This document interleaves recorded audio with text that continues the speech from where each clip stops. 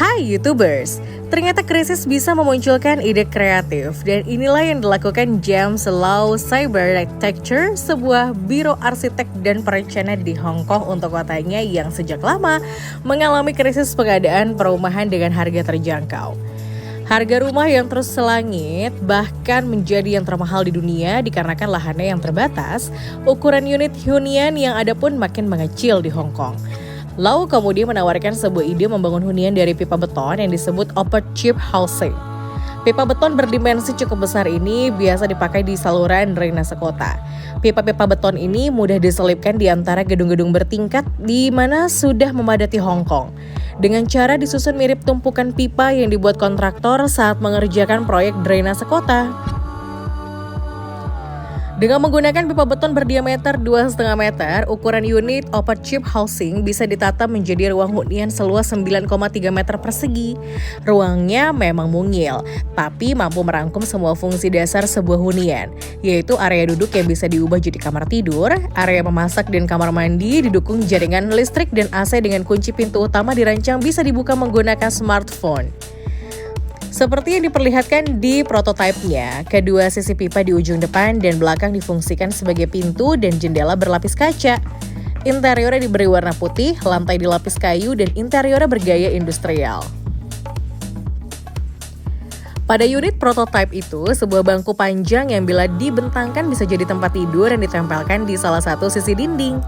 Di hadapan tempat tidur terdapat ambalan yang bisa berfungsi sebagai meja kerja dan rak panjang. Di sebelahnya terdapat rak untuk tempat penyimpanan baju dan perlengkapan pribadi. Sementara sisi lain dijadikan pantry yang berisi kulkas mini, sink untuk mencuci aneka peralatan rumah tangga, serta microwave. Sedangkan sisi dalam pipa dijadikan kamar mandi yang hanya berisi kloset dan pancuran. Untuk menjaga kualitas hunian, dinding dalam di area basah itu dilapisi keramik yang ditata dengan pola heksagonal. Sementara pada lantai dilapis kayu tahan air yang di bawahnya menyambung dengan saluran pembuangan. Lau memang mendesain open chip housing untuk hunian sementara, yaitu sekitar 1-2 tahun. Dan setiap unitnya bisa dihuni untuk 1-2 orang.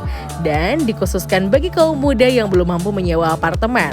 Apalagi membeli apartemen di tengah kota. Sementara aktivitas sehari-hari mereka ataupun kantor mereka berada di tengah kota. Lau mengatakan open chip housing memang masih eksperimen. Berbiaya rendah, ukurannya mikro, tapi bisa jadi solusi persoalan rumah berharga terjangkau di Hong Kong. Lau tidak berasumsi proyeknya bisa menjadi solusi permanen. Tapi Lau yakin desainnya bisa menjadi alternatif solusi bagi warga kota yang membutuhkan tempat tinggal temporer dengan harga terjangkau.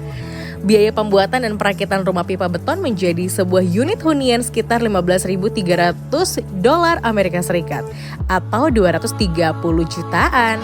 Setengah harga sebuah unit kontainer yang menjadi tempat tinggal.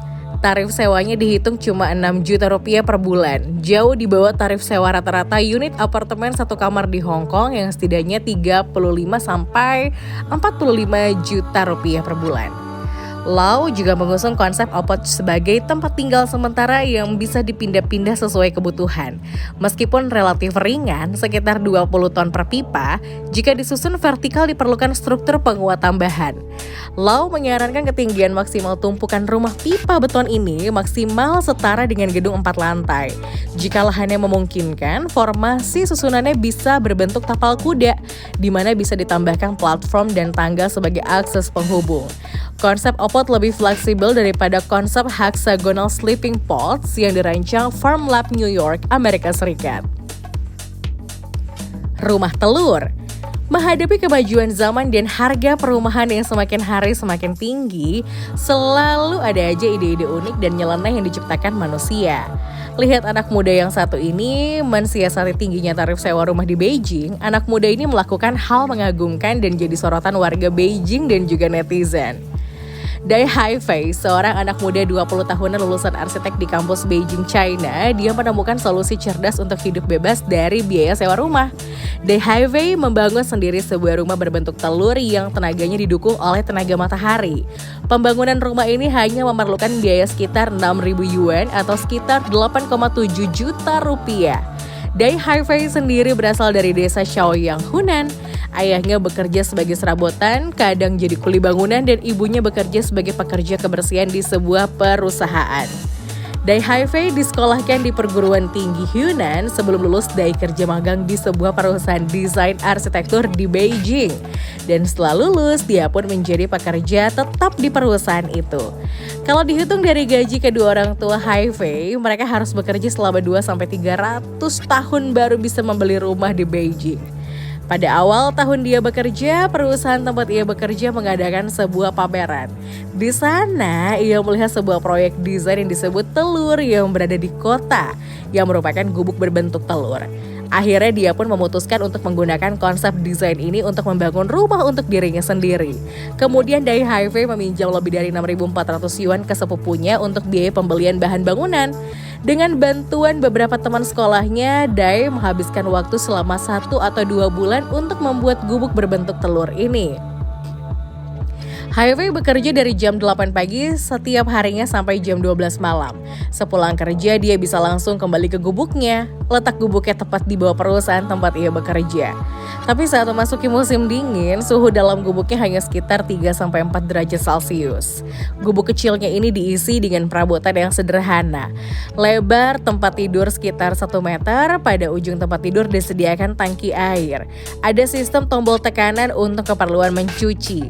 Bagian luar gubuk ini terbuat dari potongan bambu, serpihan kayu, tas karung, dan biji rumput yang diharapkan bisa tumbuh di musim semi. Dai Fei akhirnya tinggal di gubuk kecilnya ini karena tidak ada beban sewa rumah. Haifei lebih bisa menikmati hidupnya di Beijing. Kadang-kadang pergi ke kafe untuk ngopi atau berenang setelah selesai bekerja. Sayangnya, karena gubuknya berada di pinggir jalan dan mempengaruhi keindahan rumah masyarakat lain, Haifei pun diminta untuk pindah. Padahal Haifei sudah menghabiskan banyak uang untuk gubuknya. Selain 6.400 yuan yang dihabiskan untuk biaya pembangunan, dia menghabiskan 3.000 yuan lagi untuk memasang perlengkapan lainnya. Tantangan Haifei tidak selesai begitu saja. Gubuknya terancam harus dibongkar. Berhubung gubuk tersebut dianggap ilegal karena berada di pinggir jalan dan tidak ada surat izin bangunan. Gubuk yang berbentuk telur itu memang sangat menarik perhatian masyarakat. Sebagian orang mendukung Haifei tetap tinggal di gubuk itu, sebagian orang tidak, dengan alasan gubuk bambu tidak cocok untuk dijadikan sebagai tempat untuk menginap.